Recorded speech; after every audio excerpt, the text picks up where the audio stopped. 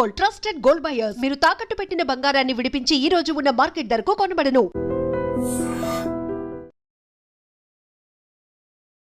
Hi, hello, నమస్తే, welcome back to iDream media. ఈరోజు మనతో ఉన్నారు 30 ఇయర్స్గా లా ప్రాక్టీస్ చేస్తూ ముఖ్యంగా ఇమ్మిగ్రేషన్ మనకి లాయర్గా ఉన్న రాహుల్ రెడ్డి గారు మనతో ఉన్నారు.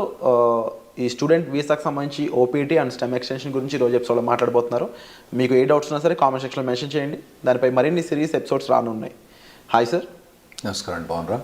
బాగున్నాను sir. How are you? Good. Sir, ముఖ్యంగా స్టూడెంట్ వీసా మీద ఎవరైతే వెళ్తూ ఉంటారో వాళ్ళు ఇనిషియల్ పీరియడ్లో వాళ్ళకి ఓపీటీ మీద ఇచ్చే ఈ టైం పీరియడ్ అనేది ఏ విధంగా ఉంటుందంటారు? లేటెస్ట్గా దాని మీద ఎటువంటి అప్డేట్స్ రానున్నాయంటారు? ఇప్పుడు నార్మల్గా డిగ్రీ చేసేటప్పుడు కానీ బ్యాచిలర్స్ కానీ మాస్టర్స్ చేయగానే మన పిల్లలు ఎక్కువ మంది మాస్టర్స్ పోతుంటారు కాబట్టి మాస్టర్స్ గురించి ఎక్కువ మాట్లాడదాం. మాస్టర్స్ డిగ్రీ అయిపోయిన తర్వాత వాళ్ళకు ఓపీటీ అని 1 year వర్క్ పర్మిట్ ఇస్తారండి. ఆ వర్క్ పర్మిట్ వచ్చినప్పుడు వాళ్ళు కంపల్సరీ వర్క్ చేయాలన్నట్టు. ఓకే. వాళ్ళకు ఒకవేళ జాబ్ రాకపోతే ఆ ఓపీటీ అనేది క్యాన్సిల్ అవుతుంది. వాళ్ళకు ఒక ట్రాకింగ్ సిస్టమ్ ఉంటుంది, సివిస్ ట్రాకింగ్ సిస్టమ్ అని ఉంటుంది అన్నట్టు. ఆ ట్రాకింగ్ సిస్టంలో వాళ్ళు ఇన్ఫామ్ చేయాలి, మీ ఎంప్లాయర్ ఎవరు, ఎక్కడ ఉంటున్నావు నువ్వు, ఇవన్నీ ఇన్ఫామ్ చేయాలన్నట్టు. అయితే ఆ 1 year పీరియడ్లో 90 days అన్ఎంప్లాయ్మెంట్ అలౌడ్ అండి. 90 days వరకు 90 days without employment 90 days unemployment allowed. ఒకవేళ 91 day కనుక వచ్చింది అనుకోండి, ఖతం, సివిల్ సిస్టమ్ నుంచి వన్ కిక్ అవుట్ చేసి పడేస్తారు. అంటే అతను F1 వీసా ఖతమైంది, అక్కడ ఉండటానికి వీల్లేదు, అక్కడ ఓపీటీ అన్నది అతనికి వచ్చిన పర్మిట్ కూడా ఆటోమేటిక్గా క్యాన్సిల్ అయిపోతుంది అన్నట్టు. సో ఈ లోపల ఇతను ఎంప్లాయ్మెంట్ తీసుకోవడం కంపల్సరీ అవుతుందండి. సో ఈ లోపు ఎంప్లాయ్మెంట్ వచ్చింది అనుకుందాము, ఆఫ్టర్ 1 year ఆ ఎంప్లాయ్మెంట్ మీద ఎటువంటి ప్రొసీజర్ ఉంటుంది? స్టెమ్ ఎక్స్టెన్షన్ అనేది కంపల్సరీ చేయించుకోవాలి. అసలు స్టెమ్ ఎక్స్టెన్షన్ ఎందుకు చేయించాలంటే?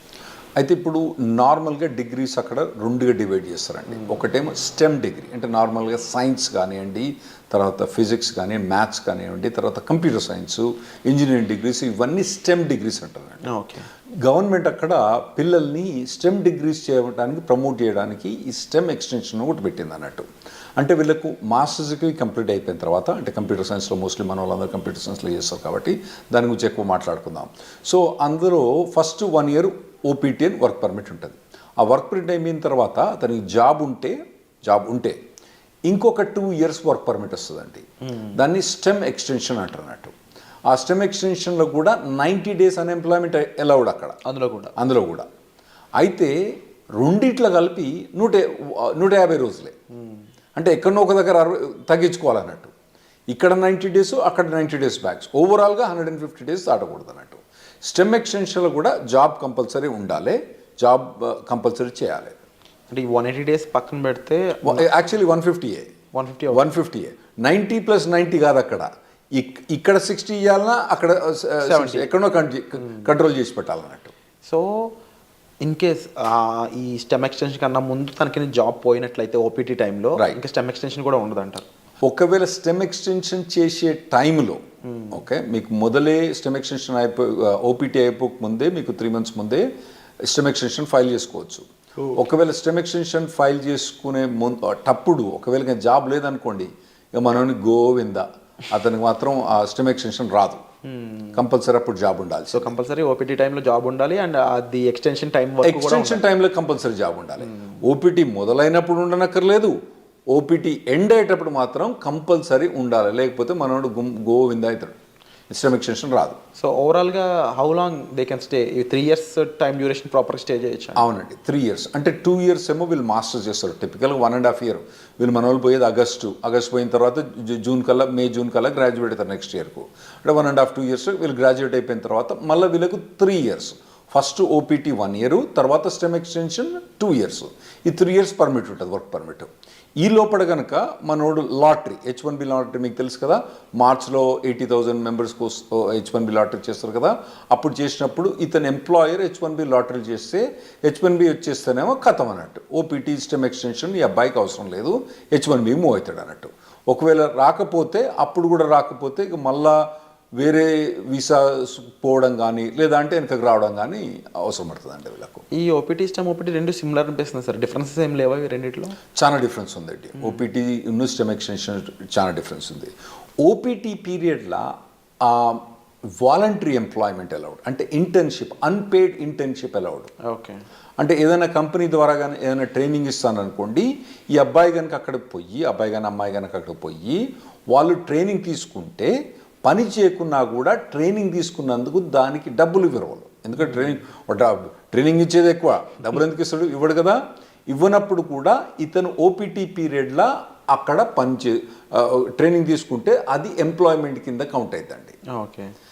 అదే స్టెమ్ ఎక్స్టెన్షన్కి వచ్చేటప్పుడు కంపల్సరీ పెయిడ్ ఎంప్లాయ్మెంట్ అన్నది అవసరం.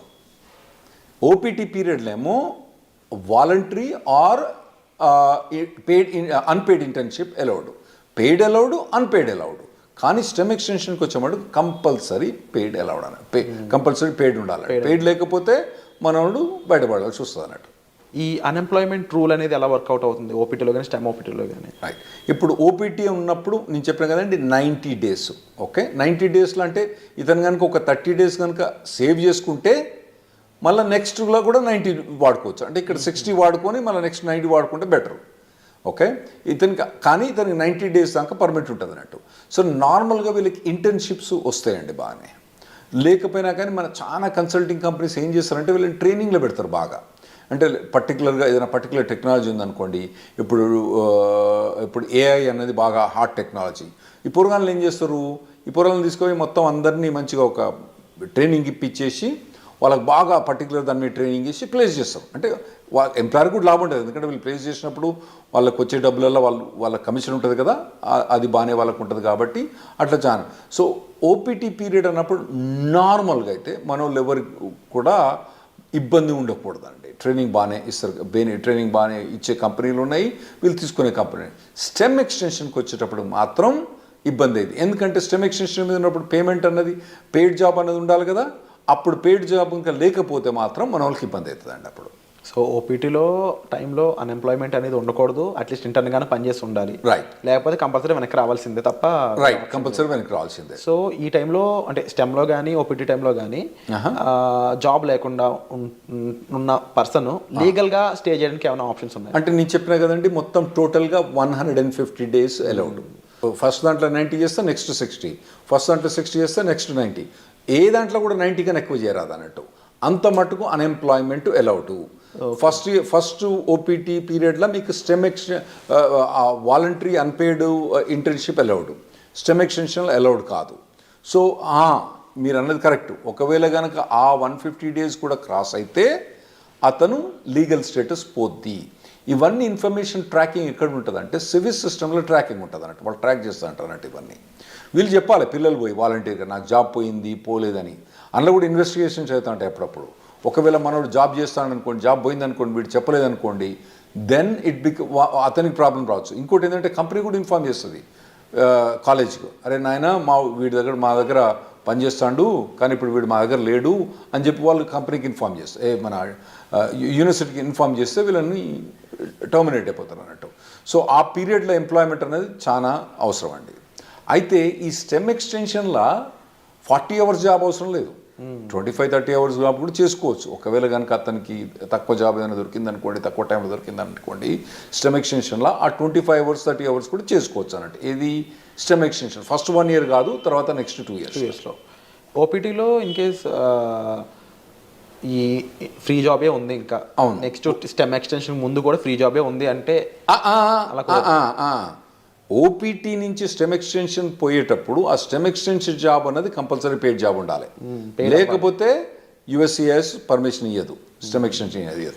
సో లీగల్గా వీళ్ళు ఎలాంటి అప్లై చేయొచ్చు? ఫర్ ఎగ్జాంపుల్ అప్పటికి జాబ్ ఫైండ్ అవుట్ చేయకపోతే లీగల్గా ఇంకేం చేయలేరు అంటారా? అవునండి. స్టెమ్ ఎక్స్టెన్షన్ అప్పుడు కనుక ఒకవేళ కనుక ఫస్ట్ 1 yearలోనేమో వీళ్ళకి ఇంటర్న్షిప్ జాబ్స్ ట్రైనింగ్స్ బాగానే ఉంటుంది. ఆ తర్వాత కనుక వీళ్ళకు ఒకవేళ కనుక పెయిడ్ జాబ్స్ కనుక దొరకకపోతే ఖతం.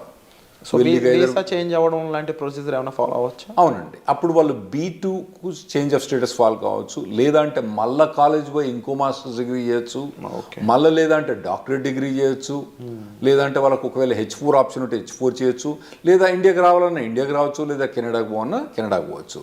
సో అప్పుడప్పుడు మన వాళ్ళు జనాలు వచ్చి చెప్తా అంటారు, నేను 2 మాస్టర్స్ డిగ్రీ చేసిన, 3 మాస్టర్స్ డిగ్రీ చేసిన అంటారు. వీళ్ళు ఏంది అక్కడ 2 మాస్టర్స్ డిగ్రీ చేసింది ఎందుకు? ఆడ పోయి వాళ్ళు ఏదో మాస్టర్స్ డిగ్రీ ఇంకో మాస్టర్ డిగ్రీ ఉంటే వాల్యుయేషన్ అని కాదు. 90% ఆఫ్ ద మెంబర్స్ ఏమవుతారంటే వాళ్ళు అక్కడ ఉండటానికి వేరే మాస్టర్స్ డిగ్రీ చేస్తారు. అది ఇంకోటి మీరు అడగొచ్చు ఏంటంటే, మరి ఇంకో మాస్టర్స్ డిగ్రీ చేస్తే మళ్ళీ 3 ఏళ్ళు పర్మిట్ వస్తుందా?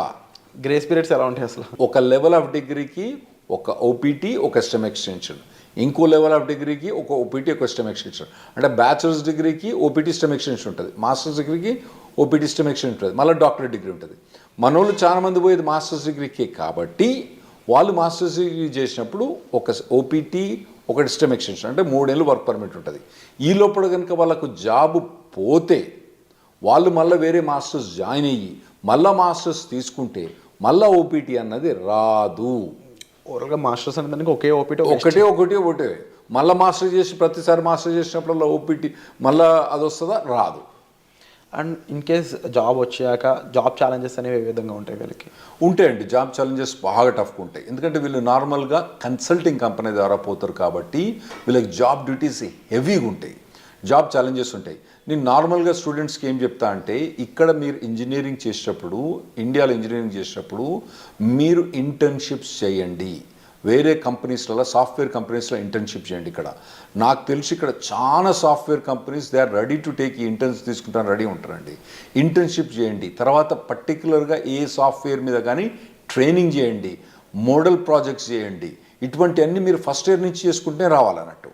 అంటే ఎలాంటి ఇండస్ట్రీస్ మోస్ట్లీ ఓపీటీని స్టెమ్ని ఎక్కువ రిక్రూట్ చేసుకుంటాయంటే? ఇప్పుడంటే మన వాళ్ళందరూ ఐటీలో పోతుండ్రు కాబట్టి ఐటీ ఇండస్ట్రీ గురించే మనకి ఎక్కువ ఉంటాయి. అంటే వేరే ఇండస్ట్రీ అంత మెచ్యూర్ కాలే. ఇప్పుడు వేరే మెకానికల్ ఇంజనీర్ కానీ, సివిల్ ఇంజనీర్ కానీ వీళ్ళకి పోతే వీళ్ళకు ఓపీటీ మీద జాబ్ కానీ, మెకానికల్ ఇంజనీర్ వాటి మీద ఓపీటీ స్టెమిషన్ చాలా కష్టమైంది అబ్బాయిలకు వాళ్ళకు. అదే ఐటీలో పోయిన వాళ్ళకి ఏంటంటే వీళ్ళకి ఒక పాత్వే ఉన్నది ఆల్రెడీ. చాలా మటుకు జాబ్ ఆపర్చునిటీస్ బాగానే ఉన్నాయి. కాకపోతే మన పిల్లలు ఏం చేయాలంటే మొదటి నుంచే వీళ్ళు ట్రైన్ కావాలి. ఏదైనా పర్టికులర్ టెక్నాలజీ ఎంచుకొని వీళ్ళు ఫస్ట్ ఇయర్ బ్యాచిలర్స్ డిగ్రీ కానీ, సెకండ్ ఇయర్ బ్యాచిలర్స్ డిగ్రీ కానించి అప్పటి నుంచి ఏదైనా టెక్నాలజీ ఎంచుకొని పోవాలి. తర్వాత ఏంటంటే మధ్యలో టెక్నాలజీ చేంజ్ అయిందనుకోండి, చేంజ్ కావాలి దానికి టెక్నాలజీ.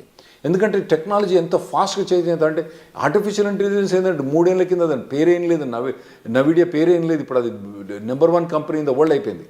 సో అట్లా టెక్నాలజీస్ అన్ని ఇప్పుడు అందరూ ఎవ్వరు కూడా ఆర్టిఫిషియల్ ఇంటెలిజెన్స్ అంటున్నారంటూ.